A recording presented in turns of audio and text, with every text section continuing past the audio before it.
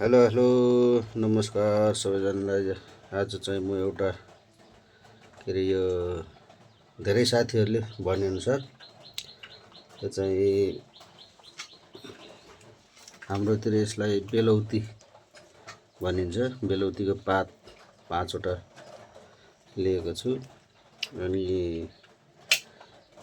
अलिकति 4-5वटा चाहिँ यो बेल बेल के भन्छ बेल भन्छ कि हाम्रोतिर त्यसको पात लिएको छु भने एउटा असुरोको पात लिएको छु अनि चाहिँ यो कडी पत्ताहरू लिएको छु। यो चाहिँ धेरै साथीहरूले भन्नुभयो कि मेरो चाहिँ सुगर थियो 2 महिना अगाडि चेक गर्दाखेरि मेरो 283 खानापछि र खाना अगाडि 147 थियो।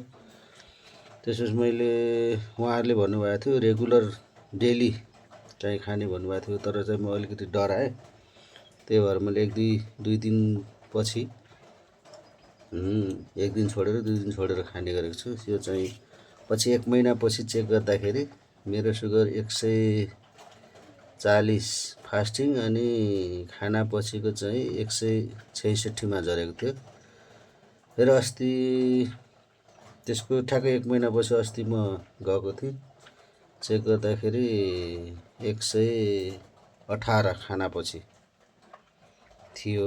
त्यही भएर मलाई अलिकति विश्वास लाग्न थाल्यो कि यसरी चाहिँ थोरै पानी हाल्यो अनि यसलाई आधा बनाएर चाहिँ पिउने गरेको छु। तपाईँहरूलाई पनि यस्तो समस्या छ भने सायद यसले पक्कै पनि राम्रो गर्दो रहेछ भन्ने कुरा म आफैबाट मैले थाहा पाएँ। तपाईँहरूलाई के कस्तो लाग्छ सल्लाह सुझाव दिनुहोला साथीहरू। धन्यवाद। यतिको भइसकेपछि मैले चाहिँ उतारेँ। अब यसलाई चाहिँ चिसो पारेर अनि बल्ल मैले खानेछु। अनि धेरै साथीहरूले भन्नुभएको थियो निमको पात 2 चौडा अनि तुलसीको पात पनि 2 चौडा हाल्नुपर्छ भन्नुभएको थियो, तर चाहिँ त्यो मेरो सेरोफेरोमा नभएको कारणले मैले 4वटा आइटम मात्रै प्रयोग गर्ने गरेको छु।